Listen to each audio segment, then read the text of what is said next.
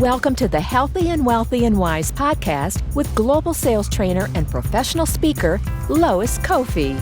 Each week, it is her goal to share inspiration and education for you to be, do, have the best health and wealth and wisdom for your life. Happy Friday, everybody, and welcome back for another episode of Healthy and Wealthy and Wise. Every Friday, if you guys are tuning in, you know the drill. Go ahead and comment below with where you're tuning in from.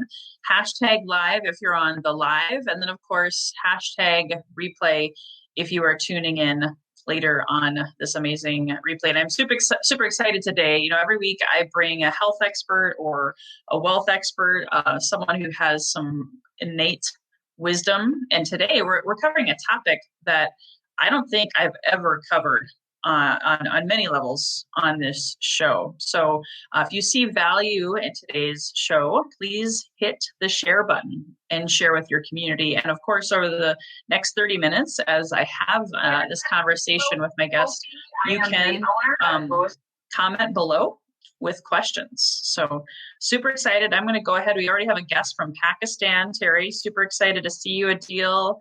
Thank you for tuning in on the live. And so I'm going to go ahead and just dive right in because this topic is so exciting for me because this year I've been told by many people, not just you, Terry, to really focus on developing my intuition. So Terry Wildemann is our guest today. She's the owner of and creator of Intuitive Leadership. And we met in January at the summit. And immediately connected, trusting our intuition and working together since January. She's using her deep inner wisdom combined with practical skills and coaches people from basically getting from being stuck to brilliant intuitive leaders and having an awesome life. So Terry, explain to us, what is it that you do? And I can't wait for you to share more of your story and why this is such a powerful topic today. What I basically do is work with entrepreneurial leaders who recognize that when they ignore their intuition, they regret it afterwards. And most of us do that. And when I work with them, either one-on-one or in VIP days or in our courses or programs, we have all kinds of stuff that we offer through Intuitive Leadership. The goal is to help them integrate the practical, tactical, and logical with the emotional, the energetic, the spiritual, and the intuitive. Because when you do that, you are working on all cylinders. You are very coherent in how you are working. But what ends up happening is so many of us, because of the BS that we got when we were kids, when we used our intuition, run away from it. We're told by people, oh, you're crazy, oh, da-da-da, and it gets squashed. And when it gets squashed like that, it can sometimes be challenging to bring it back up. Or something happens so big, and several things happened to me that were really, really big from an intuitive perspective, that you go to a space where you can't ignore it anymore. And that's pretty much what happened with me. I couldn't ignore it anymore. And we're all intuitive when we're born. Every single one of us are highly intuitive when we are born. It is part of who we are as humans. Just lost you. Where did you go? There you go. We're back. Okay. As humans, it's an innate gift. It's a gift everyone has, but it's our choice whether we choose to work with this gift or not, just like it is to work with any of the gifts that we were given. Wow, that's so powerful. I can speak to that. I know for me, I've had some big decisions lately fall on my plate, and I had to listen to that voice inside, right? Kind of like what they call your gut feeling. Could you explain more about what that is and how to develop that? Well, everybody's a little bit different. We talk about the gut feeling, but it's not as strong in every single person. With some people, images that they get are much stronger, or they hear words, or they just feel, or they just sense, which is where the gut piece comes up. And the gut, by the way, those are actually cells that come from the heart. Heart cells are found in the gut. So your heart is truly key to helping to develop your intuition. The Heart Math Institute, who I'm certified with, I got certified with them back in 2001, I should say, as a coach.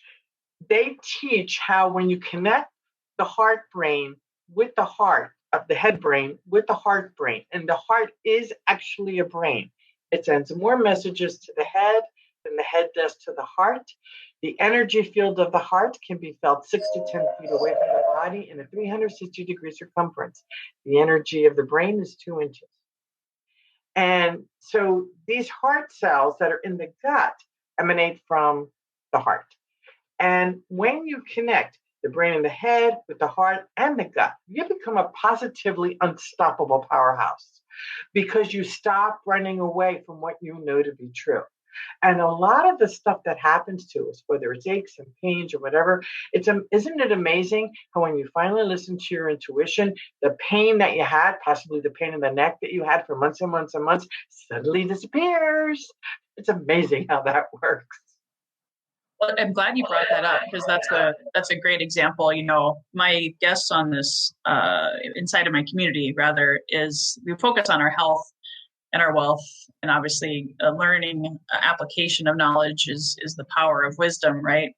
And a lot of times we manifest dis-ease, mental, emotional, spiritual, physical pain, trauma, grief, whatever you want to call it, because we don't listen to that voice, right? I know I'm one of the, I'll admit it, this, totally live on camera this week, even I've been asking for a lot of advice, like, hey, what would you do? Hey, what would you do in this situation?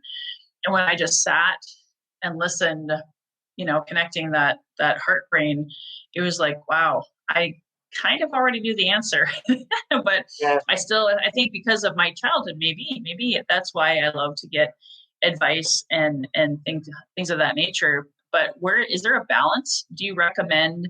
Well, there is. I'm going to be really blunt. Stop looking for advice outside of yourself, because when you stop looking for advice outside of yourself, you'll be surprised at how your inner voice gets stronger and stronger and stronger because you begin to trust yourself. You ask for advice. There's a difference between asking advice outside of yourself because you really, really don't know where to go. But then when you get really quiet and you listen to that intuition and you realize that people on the outside are validating your intuition and you begin to trust your intuition more and more and more and more, that's where you become the powerhouse, because then your intuition takes front and center and you only ask for advice and validation. The other way around, you're going outside of yourself to get the advice and then tuning into your intuition for validation. You got it reversed. So we need to go, it's from the inside out, not the outside in. Awesome. And do you have any tips or any way for someone to start? Like, how do they start? Is there, any exercises or things that you've done with your clients that people can use today? Absolutely. The quick shift technique, which is something that I wrote about in my book. You can see it behind me, The Enchanted Boardroom. The quick shift technique is super, super easy. It's 4 simple steps. You literally shift from your head to your heart for a moment, put your hand on your chest, you breathe in and out of your chest, you think of something that makes you feel really, really good. That simple technique right there decreases your cortisol level, increases your DHEA level, and the longer you stay there, the more tuned in, tapped in, and as my friend Abraham says, turned on you get in terms of being able to really tune into what's going on. And it's a 4-step process that your listeners can go to quickshiftzone.com and they can download it for free. It's super simple, 4 little steps. It's a card. Print the card out and stick it on your mirror. Stick it next to your computer. Stick it on your phone. Stick it on your desk. Stick it everywhere. Because the more you do it, the more you tap into those intuitive gifts of yours and you allow your divine intelligence to really come out and influence every single thing that you're doing. Is this the right? I put it up here. Zone.com. Awesome. So you guys don't have to wait till the end, although she does have another gift she's gonna share with us later. Here's a question. Actually, I'm gonna go dive right to the audience because I always want to reward those people that show up and show out. So how do you mitigate the anxiety produced intuition twinges. I have a lot of those, especially now when I know when I approach a situation, I often feel into the possible negative components. So I don't know if that makes sense to Okay. you. Yeah, it does. And I'm reading her, I'm looking down because I'm reading her question on my other computer here. A lot of what happens is we tend to go to what's wrong instead of what is right first. We are wired to look at what's wrong instead of what's right. So, Elizabeth, I'd like to ask you, when you get those twinges, what will it take for you to focus on what's right first instead of what's wrong? Because when you focus on what's right, this is law of attraction, by the way. What you focus on is what you get. Law of attraction works 24/7. People often say to me, but Terry, law of attraction doesn't work. That's a bunch of bunk. I never got anything out of a law of attraction. And I bust up laughing. Why? Because it works 24/7. And why does it work 24/7? Because our thoughts create our emotions. Our emotions create our actions, and our actions create our results. And it goes round and round and round and round in a circle, constantly, constantly, constantly, constantly. So if you think that when you get those intuitive hits that it's automatically negative, you're absolutely right. It's automatically negative. When you get those intuitive twinges and you think, oh, I'm being given a signal, this is positive. Let me explore. Let me ask more open-ended questions. Let me get into the nitty-gritty of it and go into the positive space, you're absolutely right. I hope that helps a little. That's awesome. Great question. So don't forget, guys, if you want to ask questions, you can still do that. So how did you come up with the name Intuitive Leadership? Because I think that's a really powerful name. And I think there's more to that story. So I'd love for you to share. Oh, yeah, there is. And you know that. I bought intuitiveleadership.com when I owned my brick and mortar leadership center. There was a book that I read many moons ago that influenced me to open up my center. And I opened it in 2001, 9 days before 9/11. And I own that. Oh, it was wonderful. I'm a trainer. I'm an executive coach. I coach people. I coach entrepreneurs. I coach leaders. And in the middle, it was called the Winds of Change Holistic Education and Leadership Center. And I owned it from 2001 to 2009. And we closed it in 2009 when things got really tough. And I came home. Around 2003, 2004, I tend to be a domain junkie. The name Intuitive Leadership came through, and I went, oh, let me look. Da-da-da-da-da-da. Bang, it's mine. And I got intuitiveleadership.com, intuitiveleadership.org, intuitive leadership, blah, blah, blah, US, on and on. And I thought, what am I going to do with this thing? Okay, fine.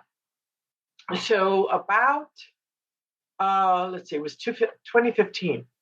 I was writing my book, The Enchanted Boardroom, that you see behind me. And I went to a conference in San Diego, and my publisher said to me, we're going to change your business name. What? You're going to change my business name? Are you kidding me? And he's like, yep, we are. And I just said, give me your computer. And I went into GoDaddy and got into my account, and I had like 80, 90 domains, and I turned the computer over and I said, okay, pick one. I went, that one, that one, that one. Look at it. And I looked at it, and I'm going to pull this out so that you can see how, and this is how intuition works, by the way. This is how law of attraction works when you get out of the way. Look at the tagline of my book. Evolve into an unstoppable intuitive leader. Intuitive leadership. I bust up laughing. The poor woman at the front who was teaching the course didn't know what was going on. The three of us, there were three of us in the back, just cracking up because it was like, okay, I got that 10 years ago. Here we go. And almost all the domains that I bought at that time are now coming to fruition now. For example, Shiftology. Shiftology I bought in 2011. That just was really born this year, of which you're a part of. That is so awesome. And I know you were talking about, and we'll talk about this later, that words matter also, right? In developing your intuition. And you sort of answered that with that other question, but I'd like for you to really touch on that, because I know that goes along with your free other gift today. So how does someone retrain their their speech to really develop even faster? That can be a little bit of a challenge because you need a partner in crime to help you with that one. And here's why. There are words that and I talk about it in my gift, positivewordsandphrases.com. If you go there, positivewordsandphrases.com, you can download a free ebook that I'm giving you on what words and phrases to use and to avoid. Words to avoid are don't, not, no. And why is that? Because can't is another one. Try. Like try is pervasive in our language. Oh, I'll try this or I'll try that. Here's what happens when you say the word try. There's always this, I always get this image of someone standing there with their fingers crossed behind their back because the word try, there is always a way out. So let's take a step back. What if you use the word commit? I commit to doing this. I commit to doing that. Do you feel the difference in the energy? There's more posture. I like to use I choose to do, or I choose. I like commit though. That's another great one. Yeah. And here's the thing with I can't. The more you keep telling yourself I can't do something, you're absolutely right. I always used to say that. Yeah. What is that phrase? Someone said it, whether you think you can or you think you can't, you're right. I don't even remember who said that, but you made me think of that. And it really is Yoda. Do or do not. There is no try. There you go. That's for try. So the thing with can't, and this is one thing with our children too. Think about this. As a parent, how often are we telling our kids, don't do that. You can't do that. No, no, no, no, no. Instead, what if we focused on saying, taking whatever it is that they're doing away from them and just turning them around and said, why don't we do this instead? Okay. Why don't we do this instead? And I know for myself, I was one of those parents that was constantly, no, no, no, no, can't, until I learned this. And I was like, what planet was I on? I didn't get it because I wasn't raised that way. So when you just redirect your child, redirect your employees, this is the same thing in leadership because I teach this to leaders. When we redirect our employees, and instead of saying, well, and if you do use the word can't, well, instead of doing this, what if we do this? Instead of doing that, what if we do that? Or you ask open-ended questions. What if we did this instead? What are your thoughts? Or what ideas do all of you have? I would love to hear what your ideas are because sometimes as leaders, we become such control freaks that we go into a negative place of not listening to the very people who are doing the work that we ask them to do. They're the ones who are in the trenches. They are the ones who know what to do. They are the ones who are working with the challenges. Help them, allow them to help you with the solutions. And when you use positive language, and the language, you read all about that in Positive Words and Phrases, you allow your employees, your kids, your relationships to expand positively. I don't know about you, but I think we can use a lot more of that. 110%. As I think about my kids, they're 8 and 12, and I know I probably I'm being self-deprecating here, so I'm being silly, but I probably screwed them up already a lot because I've said I didn't have all of this training right when they were first born, and then you revert back to your childhood, right? And didn't they say, maybe you know this stat? I heard this once, that we hear the word no as from in the womb all the way till like 10, like I don't know, 100,000 times or something. And that's what you were talking about. I know what you're talking about. I don't have the accurate stats, so I wouldn't even begin to go there. But it was massive, though. And I do know that's it's huge. And I think you were talking about that. That's why it's important to have a partner. And why am I asking you to have a partner? Whether it's a coworker, whatever, turn it into a game. Ask your partner to choose a word of the day. Perhaps no. Count how many times I say the word no and just write it down. At the end of the day, observe. And you do that for each other. And then you sit down and you talk about it. The next day, maybe not. And then you do the same thing and review it. Don't, not, no, can't, just choose a word of the day. Woulda, shoulda, coulda, those kinds of things. And then rephrase the words. And I offer ideas on how to positively rephrase the different things that you're saying. Oh, I can't do this. You can say instead, and if you have to use the word can't, okay, if it's really important in what you say, because it's not about eliminating the words, it's about avoiding them and using them when they are appropriate. Does that make sense?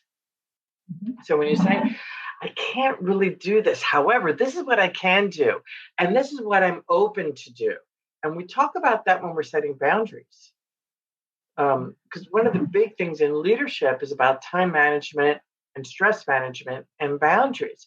So when you set boundaries up, when you keep saying, I can't do this, I can't do this, I can't do this, I can't do that because my boundaries are really tight. Here's what happens when you use that phrase a lot. What ends up happening, you become so locked in your box that there is no flexible. I look at it as no flexibility. I look at it as an amoeba. Okay. It's about flexible boundaries. So instead of saying, I can't do that because my time, I'm very, very strict with my time. It's about, I'll think about it, but how about if we do this? That's when you're delving into the flexible boundaries, and that I can't energy doesn't slam the other person in the face. Does that make sense? Right on. 100%. Yeah. I mean, again, I wish they had classes like this in our grade school, right? When we were growing up. I'm glad I get to homeschool because I'll probably use your book, your ebook, Positive Words and Phrases, and help my kids and myself, of course, when you teach it, right? You learn it and you capture more. What about the word? And this is a game I played. I was in a coaching program and they actually would charge us money. They would fine us if we said the word can't, try, and then the other one was but. Because usually after but, isn't there oftentimes, not always, excuses or, yeah, I'd love to help you, but, or, what do you think of that word? Use the word and instead. I did just use the word but a little bit ago because people are used to using it. And, I catch myself. I'm in front of the classroom and I'm modeling all of this because we are human. Okay. And the words do infiltrate. So it's about being easy on yourself and about letting go when things. Okay, so I use the word but. Okay, let's make a butt joke out of it. So the thing is to just play. I don't even like the word just. Play with your kids. Yank that out. Play with your kids. Make them part of the process and help them grow their language in a positive way. So then when they're interacting with their friends, when they're giving a presentation, when they're interacting with their teachers, you're actually setting them up for amazing leadership possibilities because people want to be around others who make them feel good. And the power of intuitive leadership is when you listen to your intuition, when you use positive language, when you are truly in authenticity and in integrity with who you are as a human, and you follow your values to a T, and you own who you are, my gosh, you are in such a positive, powerful place of being able to really evolve into an unstoppable, intuitive human being. Wow. That was a mic drop statement. That was super powerful. I encourage all of you guys, especially because I do have a lot of parents out here. I know Elizabeth had asked that question, to get that Positive Words and Phrases ebook and use it as part of your, even if you're not homeschooling anymore, if you're back in school, however you're doing it. I think it's you can never start too early, right? Well, if you read this, or let me rephrase that, when you read this, start working with your babies. There's never too late, because here's the thing. You start using it and watch how people begin to respond to you, because this all flows into law of attraction. Okay, all into law of attraction. So, because this positive words and phrases is a chapter in my book. Okay, and we get into law of attraction, we get into intuition, we get into communications, because I've been teaching DISC since 1994. I've been a trainer teaching the DISC language of communication. So it's about recognizing when you're an entrepreneur, all of this is key to guiding your employees. As a parent, all of this stuff is key to working with your children. And the most important key of all is trusting yourself and shifting to a place of positivity, because the more positive you are, your energy increases. And the more positive energy you have, more the good stuff keeps coming to you over and over and over and over again. And it's about really believing it. If you believe, oh, I'm positive in your head, but you're not feeling it, and these positive words and phrases will help you feel it, the feeling is what was not taught in that movie, The Secret. It's about the feeling and raising your vibrations and being in that truly positive space that feels so juicy and feels so good. And what you're going to find is your health is going to improve. I was a very sick pup in my 20s, 30s, and 40s. And when law of attraction came to me, and by the way, this weekend, Easter weekend is the weekend of my transformation. On Easter Saturday, I went into the ER, and a colleague of mine started sending me Reiki to help me deal with the pain.